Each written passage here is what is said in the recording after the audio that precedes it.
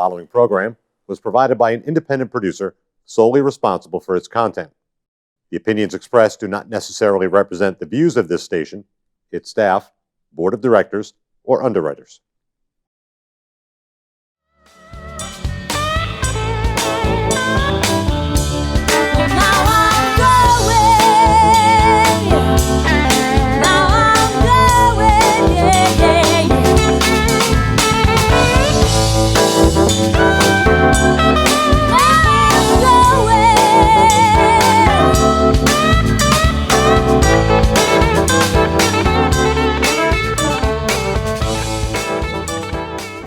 Welcome, ladies and gentlemen, to another episode of Frankly Speaking. It's been a few months. I've been caught up in the quarantine thing, the national pandemic, and I think I'll be getting into a little bit of that with my guest today. And I'm kind of excited. I guess if I was still a married man and I had 50 years of marriage, that would be my golden anniversary. But I guess the next best thing to being married is having these shows, and today is my 50th episode. So today is kind of like my golden show, I guess, or something like that. But I hope to do a lot, now that I'm retired, I hope to do a lot more, and hopefully I'll get my get to my 100th episode like in a year and a half, 2 years, since I'm got more time on my hands now that I'm retired. But that's neither here nor there. I'm really excited about my guest today. For my guest today, I have retired Army Brigadier General Don Bolduc, who's a candidate this year for U.S. Senator here in New Hampshire. Don, how you doing today? I'm doing well. Thank you for having me on, and I'd like to say hello to all your listeners. Excellent. First and Or foremost, watchers. there you go. First and foremost, thank you very much for your service. You're welcome. It was my honor. Okay. And why don't we'll start off by, before we get into the nuts and bolts of this interview, why don't you tell my TV/internet audience a little bit about yourself and why you're running for U.S. Senator this year? Sure. I can start off by saying I was born and raised in Laconia, New Hampshire, the Lakes region here. Graduated from Laconia High School in 1981. Joined the Army as Private Bolduc and went to Sergeant. The Army sent me off to school in ROTC, and I got my commission in 1988 to lieutenant. And then I predominantly spent my career as a Special Operation Force soldier. So that means Special Forces, Green Berets in the Army. They're like the Navy SEALs and Marine Special Ops and those guys, right? It's just the Army's version. And married 31 years to my wife Sharon, who we met in college together, and we have 3 boys, 30, 24, and 21. Wow. Both my boys, older boys, college kids, and had jobs until the COVID and the follow-on economic crisis, and then their jobs ended, right? And so they're working themselves back now on the back end of all of this. My 21-year-old son is a senior at Purdue University, and he is also a 4-year ROTC scholarship recipient, so he will join the ranks of the active duty as a second lieutenant next year. And we'll see what happens with him. If he does his requirement, which is 5 years active duty and 3 years in the reserves, or whether he takes it for the long haul. I don't know. It just depends on his experiences and what he wants to do. But proud of all of them, and I'm proud to have had the opportunity to serve my country. I come from a great New England family, a great New Hampshire family, down from Canada. In 1899, my great-grandfather came into the United States, bought a farm in Guilford, New Hampshire, and we've had it in the family ever since, and that's where I learned my work ethic, working on that farm. Went to Catholic school, a very devout Catholic, very religious person in my own right, and I'm very proud of that. Very proud of the upbringing I got here in New Hampshire and the values that I learned, and I took them everywhere with me. Focus, hard work, never quit. I'm a very fortunate man and lucky to have had the opportunity to serve for 33 plus years and then come back here with my wife, Sharon.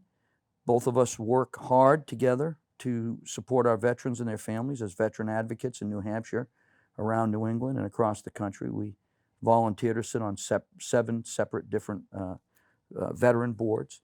I'm also an associate professor full-time in New England College. Wow. And finished my first year of teaching, going into my second year of teaching. I teach leadership, contemporary course on Afghanistan and Africa, and counterinsurgency. And I'm loving every minute of it. It's like being back with troops. Got that younger generation. I learn from them. Hopefully they learn something from me. And as a result of doing those things, the opportunity to run for office, which was not on our bucket list after retirement, came up, and that's what we looked at it and decided that my years of public service in the military lent itself to going down there and changing politics of power and money to politics of character, integrity, and selfless service. And so that's why I'm running. Ineffective leadership down there, not taking care of New Hampshire, not putting New Hampshire first, not putting America first, very concerned about American socialism versus freedom and the dangers of that. And so I got a lot of experience in public service, and I would like the opportunity to serve the people of New Hampshire as their United States Senator. I always say it's a job interview, right? Yeah. To be their United States Senator. They own that seat, not me. They own the title Senator, not me. That's what I, that's what I carry with me while I serve them. I want to do it for 2 terms, and then I want to come home and serve my community in a different way. So I believe very much like our founding fathers in the idea that you serve for a limited period of time, come home, and then you use what you learn there to benefit your community. Yeah. It's too bad though there wasn't like a law, like the president only can serve 2 terms, a restriction or a rule or law, whatever they want to call it. I believe there should be term limits. Especially for Congress, senators and congressmen. I agree with you. I 100% agree with you.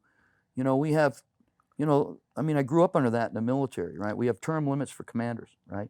2 to 4 years. That's all you get to command. And then a new commander comes in, right? You don't command forever. It's not the same commander forever and ever and ever. And you go in there and you get new ideas and you move things forward. You get different perspectives, different opportunities for people to learn, different opportunities for people to grow.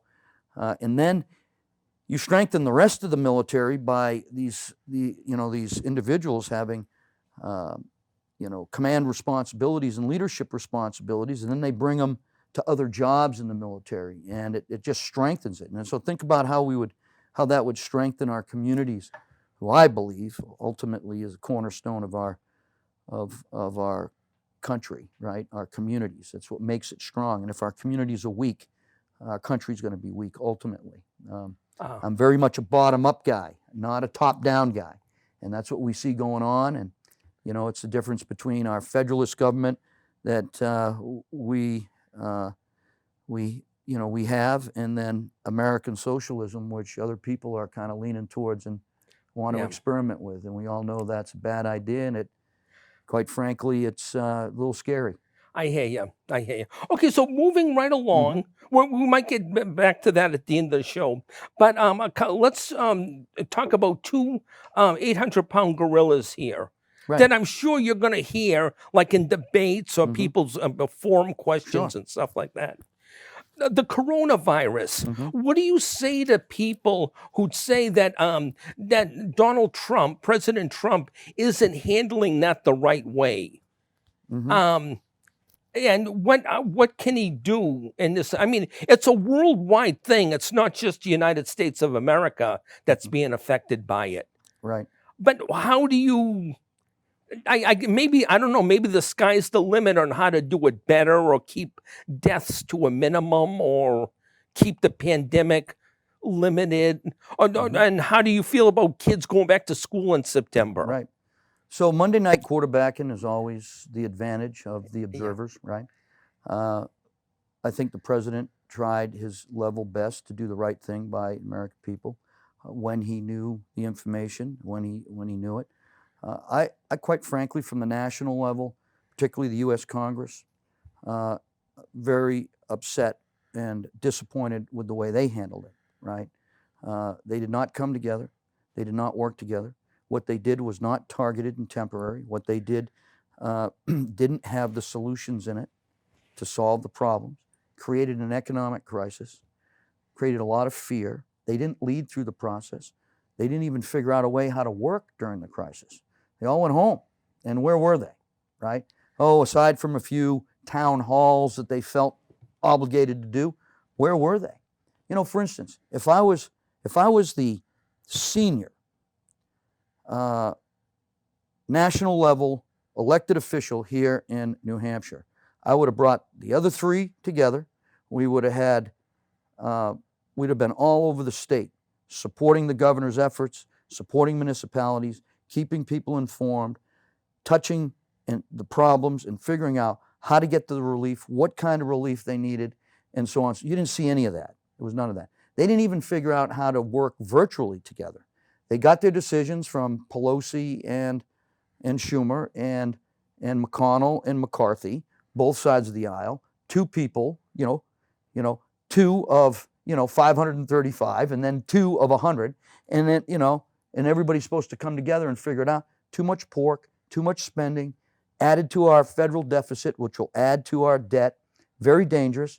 And look what we got. We got businesses that won't even recover. It's a poor performance, ineffective leadership, finger pointing, blaming, not coming together. And look what the president was forced to do, over the weekend, right? He had to sign an executive order to try and do some minimal things, which, quite frankly, is going to be held up because, he doesn't have the constitutional authority, the power of the purse.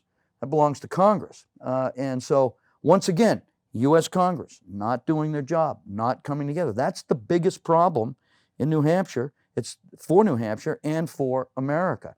And you can see it across not just COVID, but look at the instability in our major cities. Look at the devastation that's happened to our statues, to our small businesses. Look at the assaults on the police. Look at this idea of defunding the police, this different idea of community policing, which has left people in fear of their own personal safety and property, which has led to the selling of firearms in a 1-year period at 134%, right? People who have never owned weapons before are now buying weapons because they're fearful. And this is because the United States Congress, on both sides of the aisle, have not done their job. And they haven't done their job for a long time. You can extend this to the border situation, immigration. You can extend it to the fact we haven't had a budget passed on time since 2006.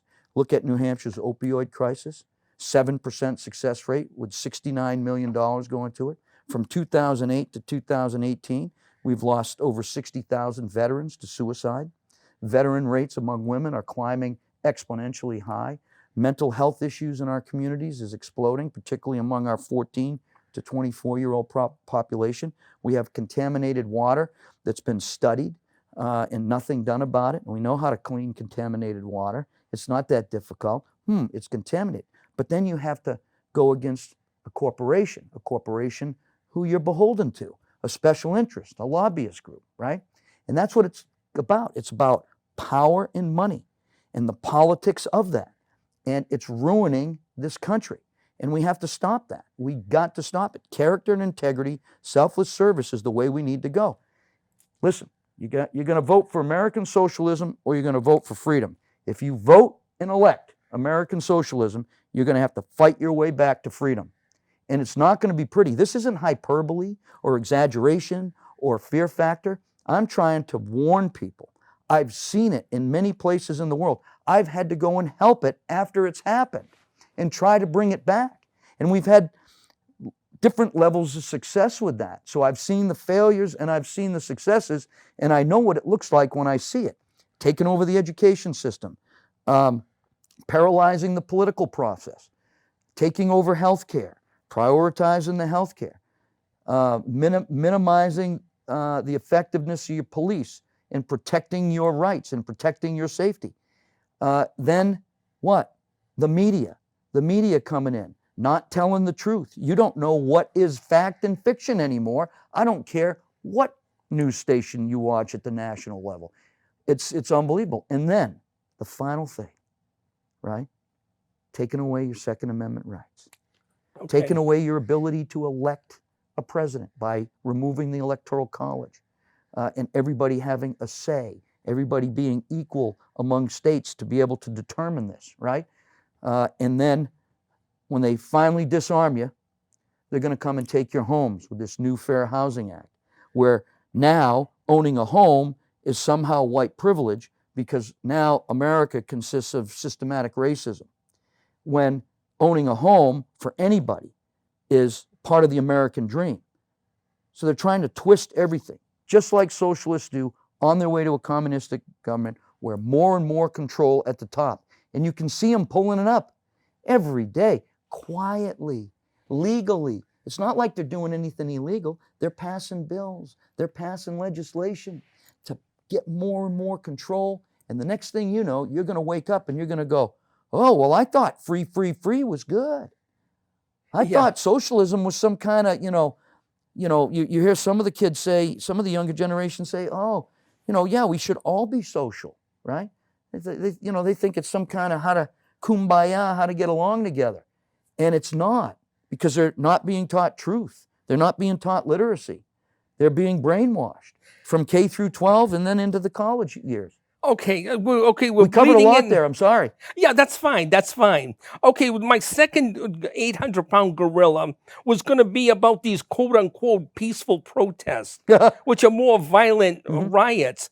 But how do you look at, like, if you're an American voter and you're looking at why doesn't Donald Trump, force himself? He's the president of the United States. Why doesn't he force himself into Portland, Oregon, Seattle, Minneapolis, New York City?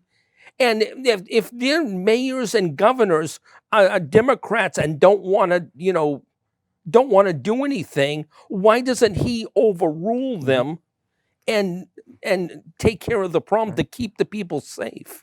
President Trump respects the Constitution. He respects the American people. He has a certain amount of respect for the political process, meaning municipal leadership, state leadership, federal leadership, and the boundaries of the federal government and federal overreach, right? And so I think he's being prudent and cautious. Now, should there have been an earlier intervention in some of these places with the National Guard? Perhaps, right? Well, I would probably say yes, okay? And maybe the trigger should have been pulled sooner on some of this stuff before it got way out of hand, particularly the defacing of federal property and the defacing of our statues, right? And our history, and it's just wrong. The biggest problem we have is we've had a Congress that sat around and twiddled their thumbs over domestic terrorism and what it is, similar to what they did with foreign terrorism. And they didn't get their eyes open until they got smacked upside the head by 9/11. And then they realized all the damage they had done by not coming together and recognizing a clear and present danger from outside to inside. We knew it was coming. There were people that raised the red flags, just like there have been people in the FBI and state, or federal, state, and local law enforcement agencies raising the red flag, not only about domestic terrorism, but about human trafficking and the horrendous dangers of that, and terrorist groups setting themselves up here in the United States. But this domestic terrorism needs to be addressed. And I know how to take out terrorist organizations. I know how to defeat networks. I know how to defeat their funding. I know how to defeat their organization.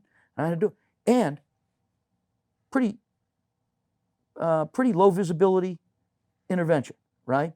Not anything that's going to look like a war or anything like that. It's just a matter of taking their ability away to organize, communicate, fund themselves, and we can do that.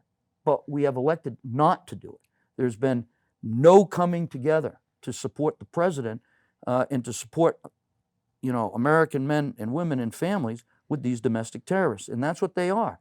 And so I fully support protests, and I fully support freedom of speech, and I fully support all that. I have raised my hand numerous times to protect that, and that can never go away.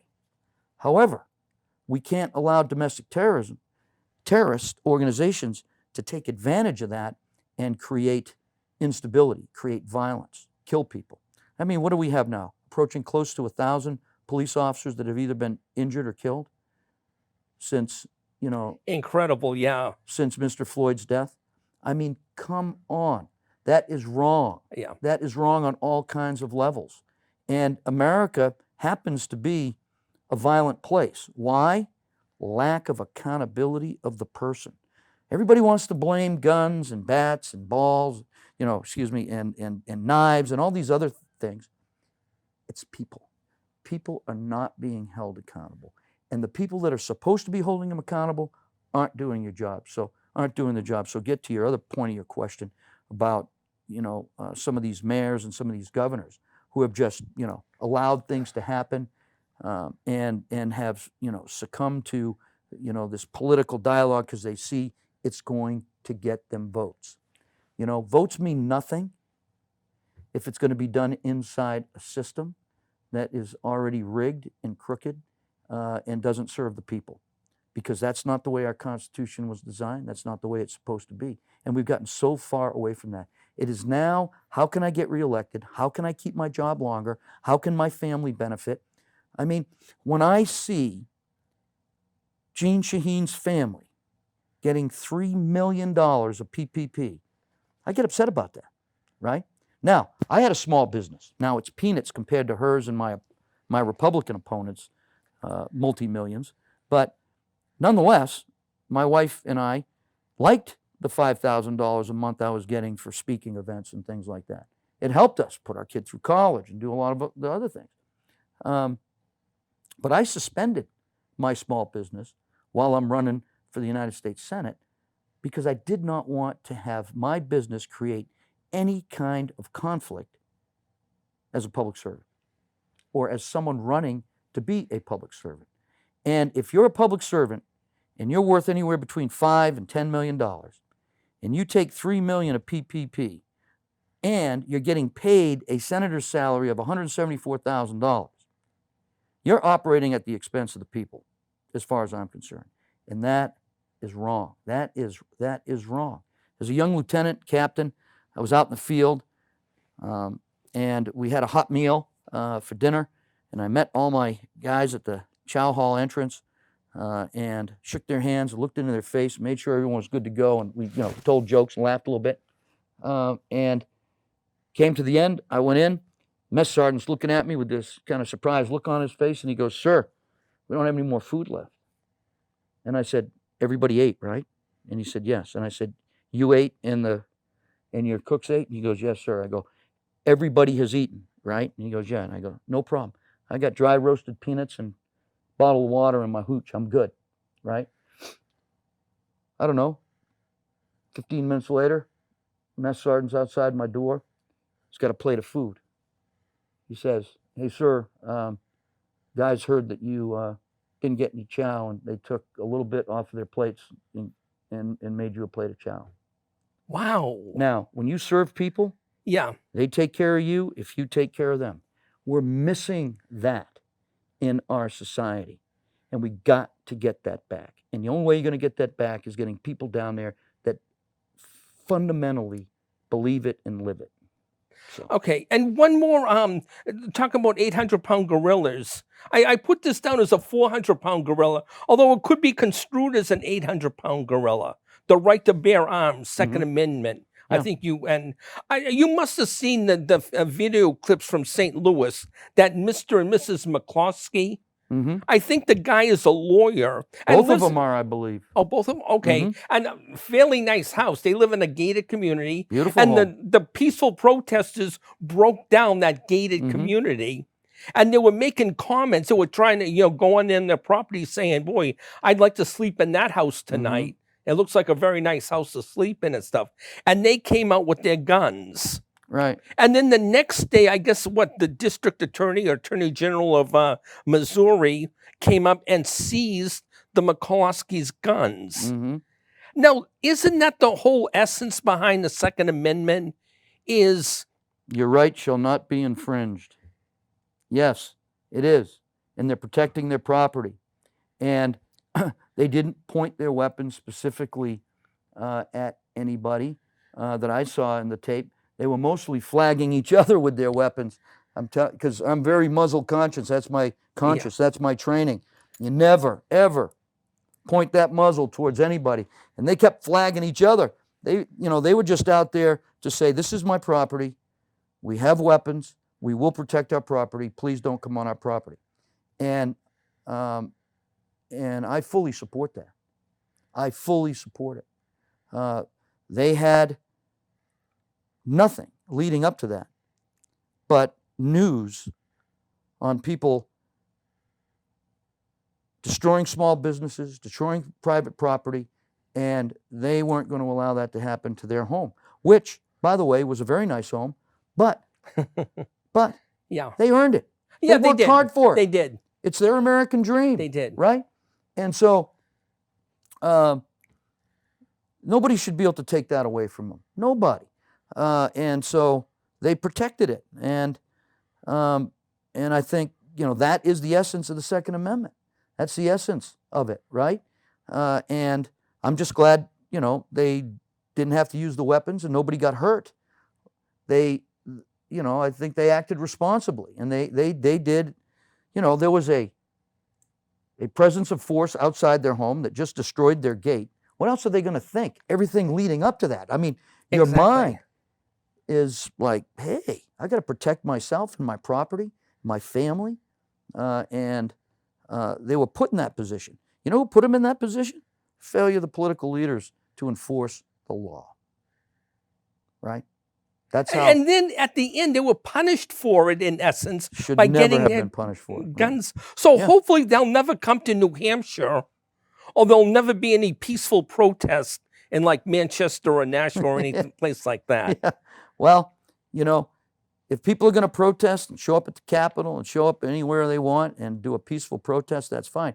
But as long as you have these groups out here, these domestic terrorist groups that have an agenda to create instability, to create collapse, to change our way of life, our government. Antifa started in Europe. We all know it started in Europe, based off of the old socialist, communist concepts. And it's been all over the world, and now it's in the United States. And it's just an example of a threat from without, now a threat from within, and now they're embedding themselves, and they're getting financed by wealthy people that call themselves Americans, right? Yeah. And they're using websites that lead people to believe they're donating for one thing, but actually that money goes into Antifa's pockets or BLM's pockets. Click on donate to our police, and they're finding these sites are not what they say they are, and that's not right either. But that's how they do it, and using Incredible. Bitcoin and using all these other things that are hard to trace and so on and so forth. And they're well financed and they're well supported. I know how to neutralize that. Okay. Lawfully neutralize it. Okay. Without So- getting outside our Constitution, right? And turning it into a war zone. Okay, so we might get back to that here. First of all, as a candidate, you can't look past September 8th.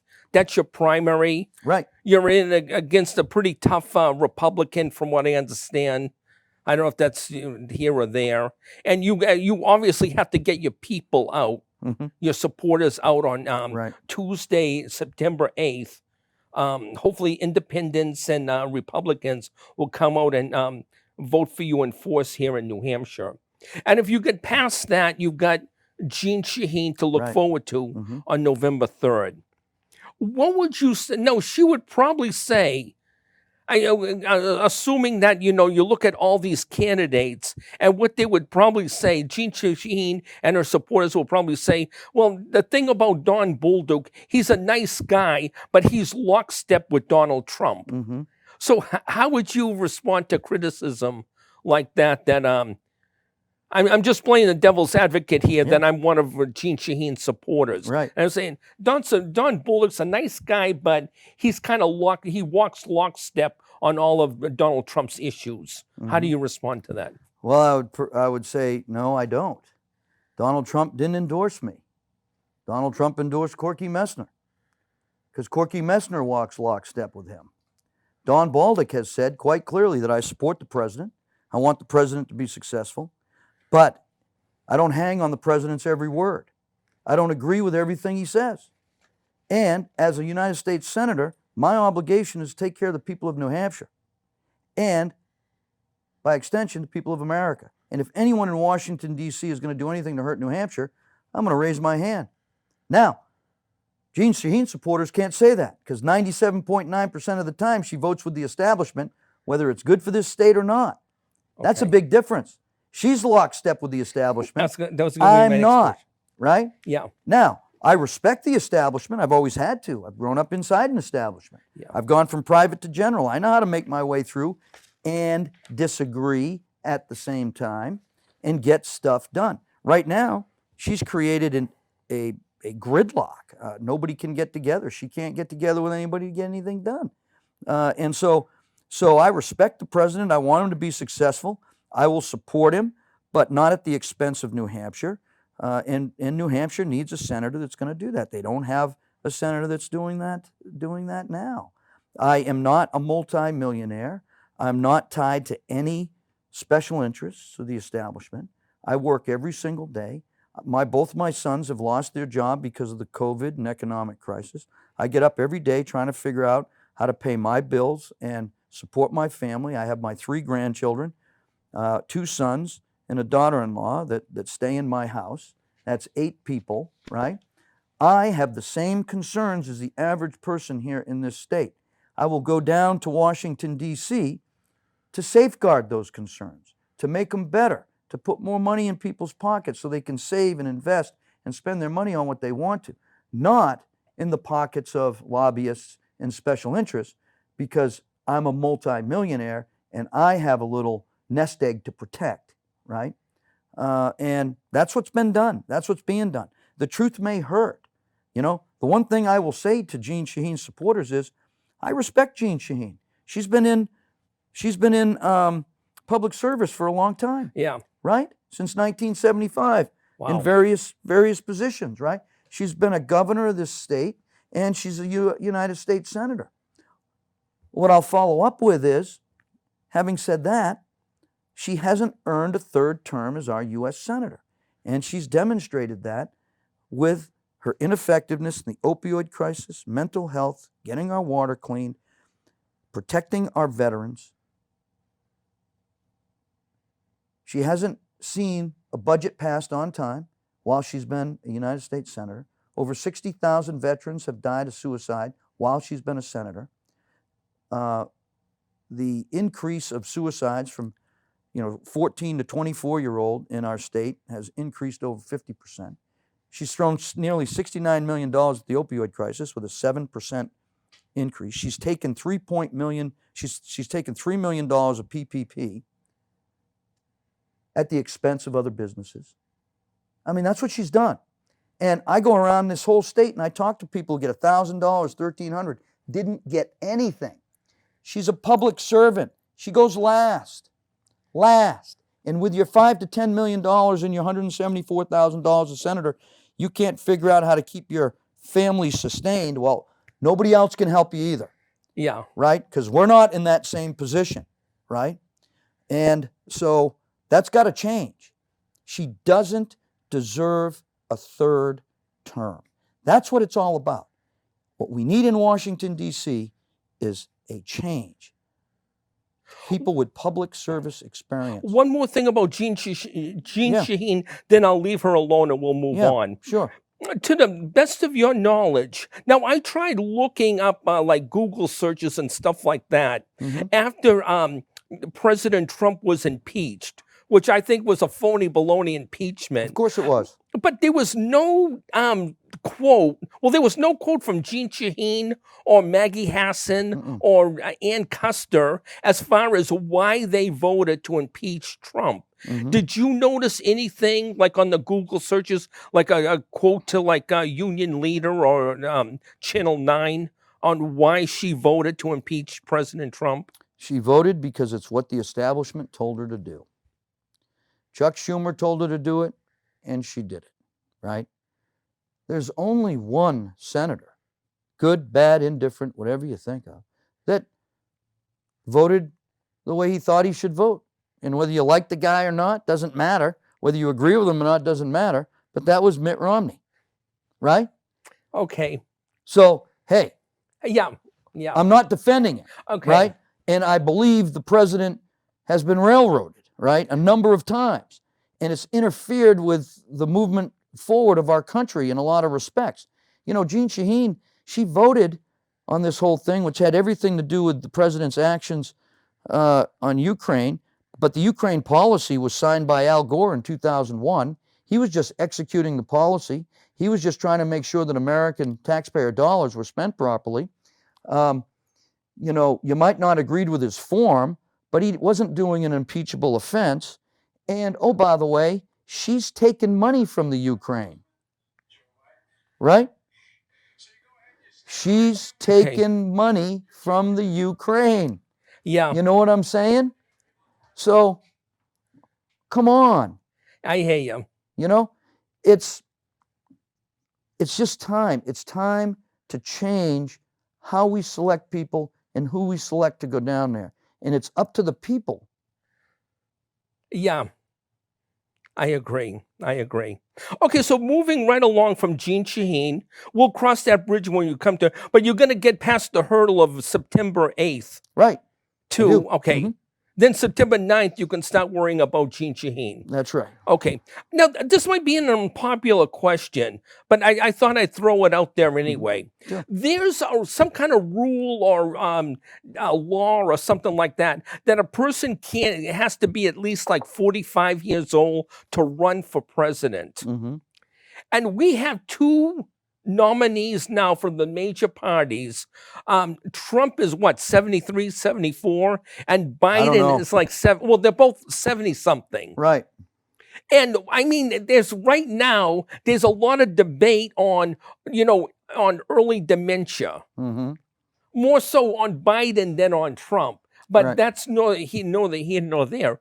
Would you entertain some kind of new law or rule, whatever they call it, to have an age maximum that you can't be, let's say, over 68 years old to serve as president? You know, I would not, and I'll tell you why. All right.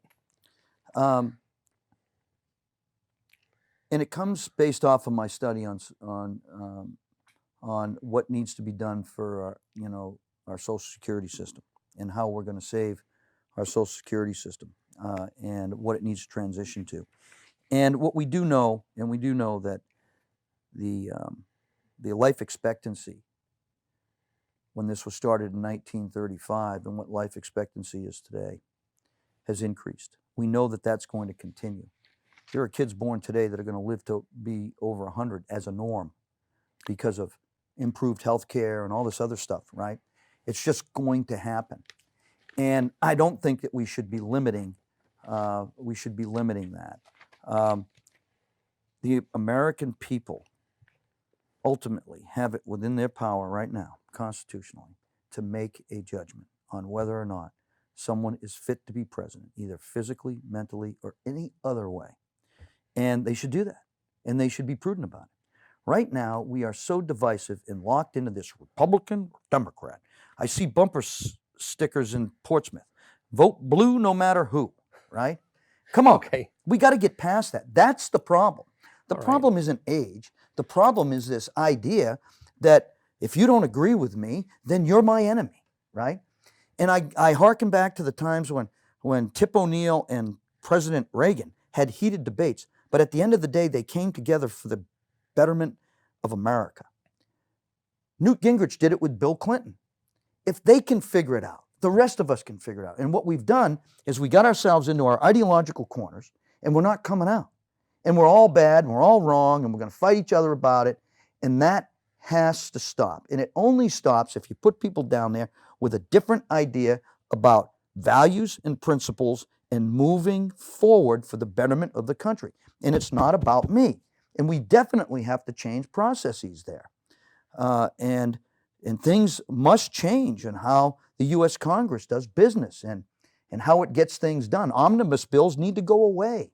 They're bad. They're bad for you, for me. We pay too much money for every bill. Bills that are 7,000 pages long, 2,500 pages long, a process that's designed to give it to you at 3 a.m. and expect you to vote on it at 9 a.m.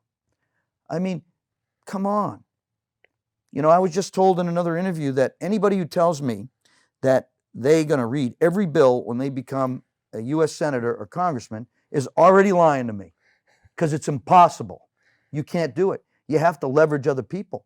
You have to leverage other senators, their staffs, who's read this, who's read that, who's a subject matter expert here, and who's, and so you got to work together. Well, that's not happening now. Everybody goes to their corners. And politics has become the enemy of the good, and we need to change that. You know, politics is about figuring out how to govern the best way for the collective good, and we've gotten away from that. We've gotten away.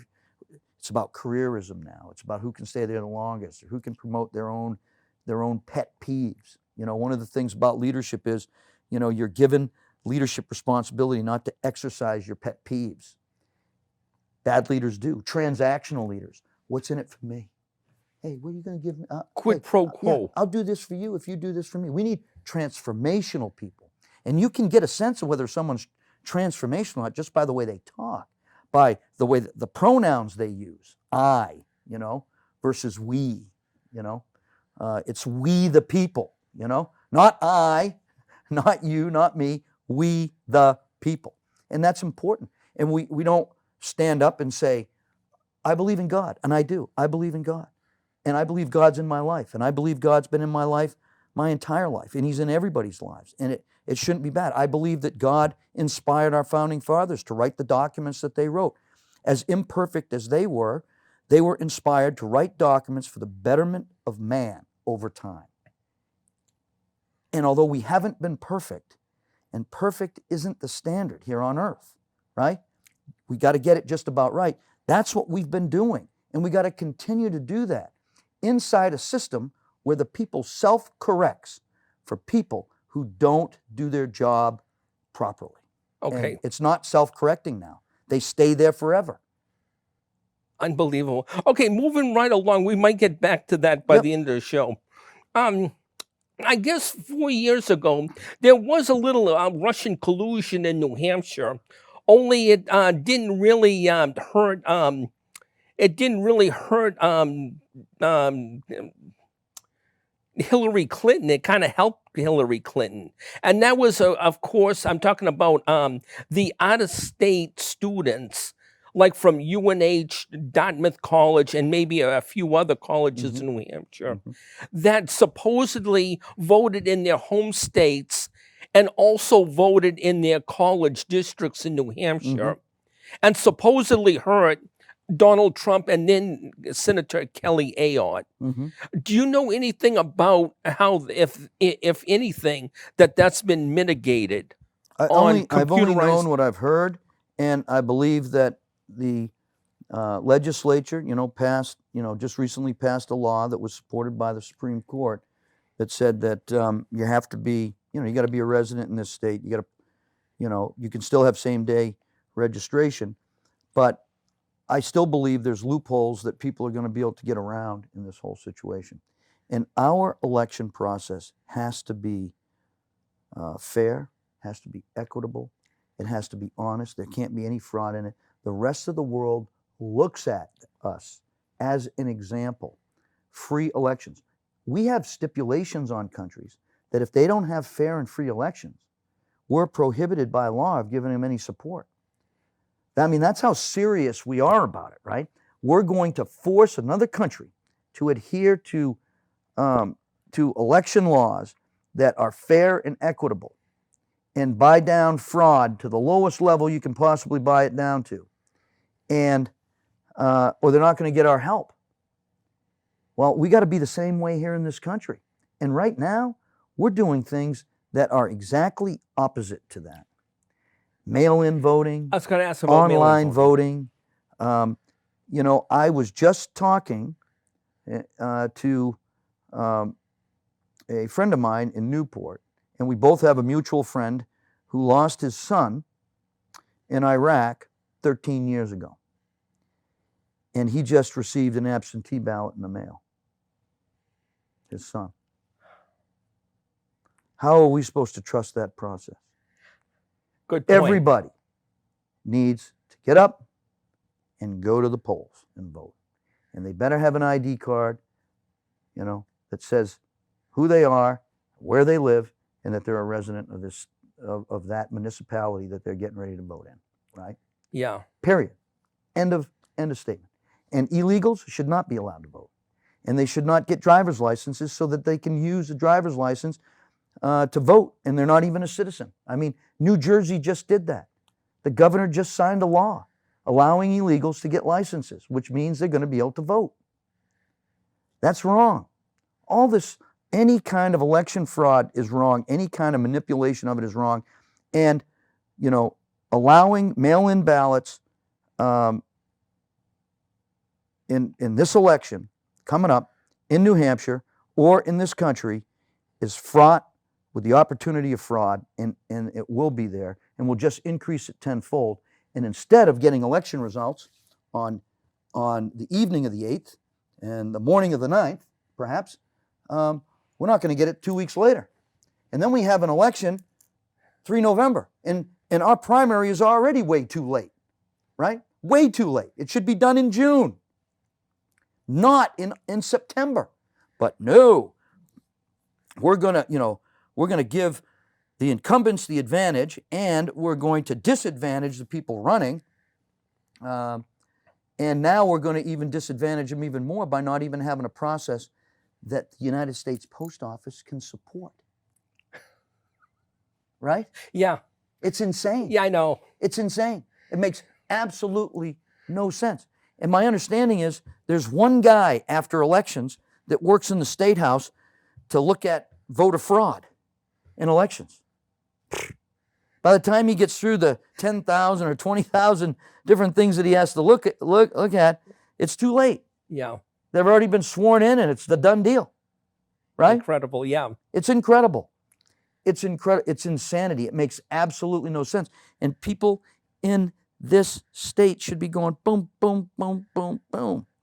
No. I agree. One more thing about voter fraud, and then we'll move on. Big tech, Facebook, Twitter, Google, YouTube. There's some, now, from what I understand, you can't sue them if they libel you or slander you. Mm-hmm. Unless I'm wrong about that, I don't know. I don't know. I couldn't verify that. But I know a lot of untrue things are said to me on Twitter and Facebook and other platforms. And I the just president ignore 'em. of the United States has been banned on some of his comments. Mm-hmm. And they were saying, they got him for what they call mistruths or something like that. Well, that's all part of socialism, right? Identifying, who's right and who's wrong and who can speak and who cannot speak. I mean, that's all part of the process, and they're all part of the problem, right? You're going to have a platform out there, and you're going to have a social media platform where everybody can sign on and do stuff, right? And make comments. You're going to have to live with the fact that there are going to be mean people, there are going to be good people, there are going to be people that say, untruths, and that's just the way it's going to go. I mean, that's why I stay away from it, because running as a candidate, you get yourself fired up every 5 minutes, because supporters of a candidate will come at you with both gloves off, right? And you got to kind of expect that. And when that happens, I don't complain to Gene Shaheen or Corky Messner.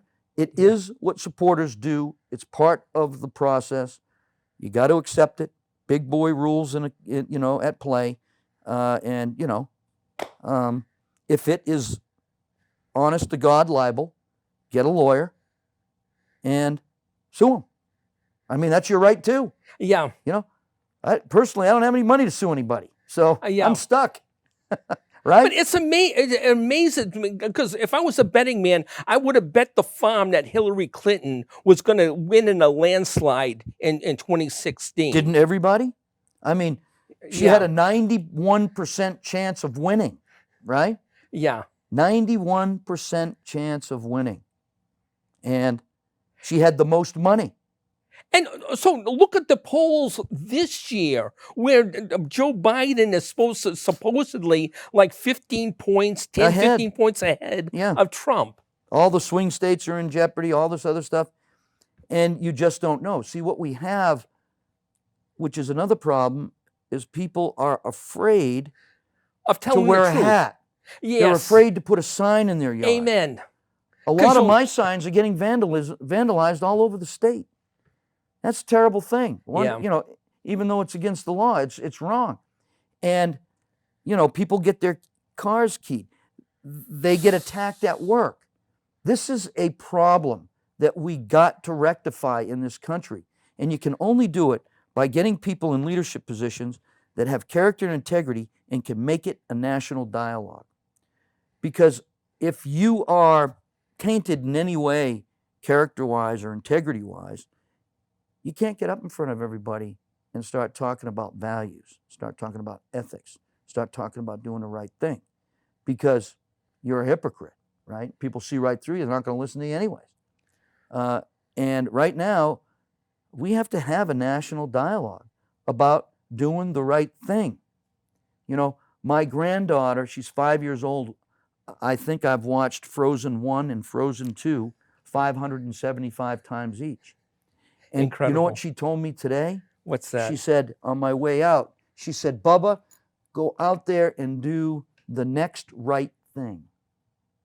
And that's in Frozen 2, about doing the next right thing. I wasn't aware of that. Okay. Yes. And I looked at this 5-year-old girl and I go, you're beautiful. Come and give your Bubba a hug. Right? But that's a 5-year-old. The next right thing. Let's talk about doing the next right thing. Okay. It's pretty powerful. Incredible. And when you hear it from a 5-year-old, it really says something to you, right? Yes. And she's right. Okay, one more thing before we get into closing statement. You're doing great on time here. I wasn't sure about how good you were going to be on time. But China, is President Trump doing the right thing on blaming China for the COVID virus? Now, is he putting sanctions against China? Obviously, you're not going to start a war just because they spread coronavirus all over the world. Mm-hmm. And there's like millions of people dying from it, but I have a lot of experience with China and Afghanistan and Africa. I've seen what they do. They're an existential threat to the United States, our national interests. They'd like nothing better than to diminish us significantly as a world power. They'll do anything they can. They're doing it now. They're in our universities, about 100 of them with their Confucius centers, and they cycle spies and double agents to steal secrets from us, to steal technology from us. They have a requirement that one business that operate in China have to give have to share their your technology secrets with them. They have exemptions in the stock market that nobody else gets that benefits them. This is all wrong. This must change. They own most of our manufacturing when it comes to medical stuff. That's got to change. We've got to bring those jobs home or to another country, preferably another country that we can trust. China has got the one belt, one road concept where they're taking 168 countries, it's probably more by now, and signing loans with them so that they're financially indebted. And that's a trade road. the new Silk Road that's going to prevent the United States free access in a lot of places, and it's going to make other countries beholden to China in the UN. China and Russia have already taken over the UN below a veto vote. They own a lot of the countries because they're doing a lot of things that the United States isn't doing. So, in my opinion, we're not being tough enough on China. We can be tough on China without going to war with them. Don't get me wrong. They've expanded in the China Sea. They're going to expand up in the Arctic. They're expanding in Antarctica. They're almost coming to blows with Australia, impeding on their territory in Antarctica. It's just wrong, right? Yeah. And they started this pandemic. And I said it first. I came out first before anyone else about this thing because I know how they operate. I've seen it. And I was actually told by Washington, D.C., hey, tone it down a little bit, And then they called me up and they said, you're right. Bring it up. Keep talking about it, right? I don't want to go to war with China. We don't have to go to war with China, but we got to get much stronger against them and protect the United States interests.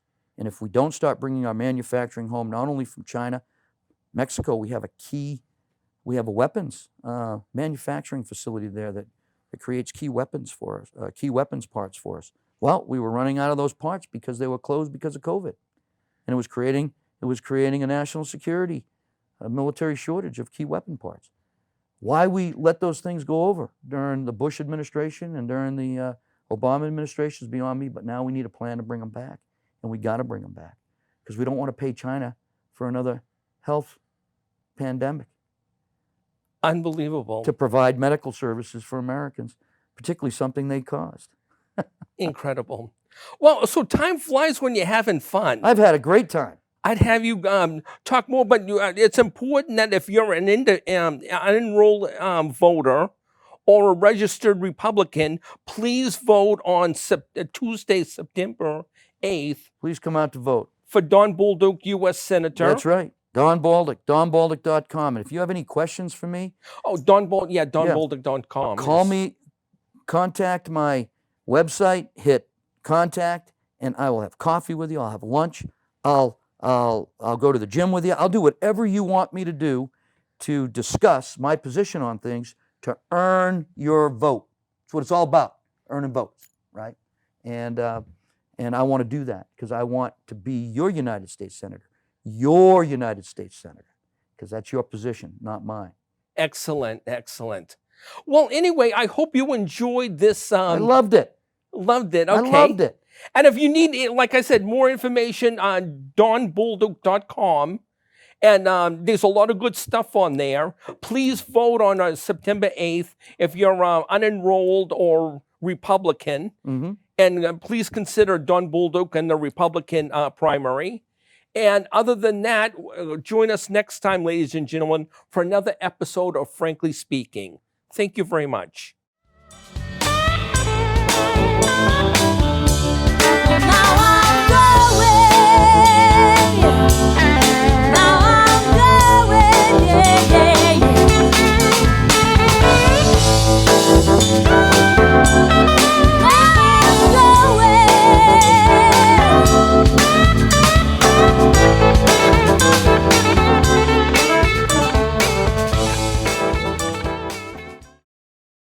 The preceding program was provided by an independent producer solely responsible for its content.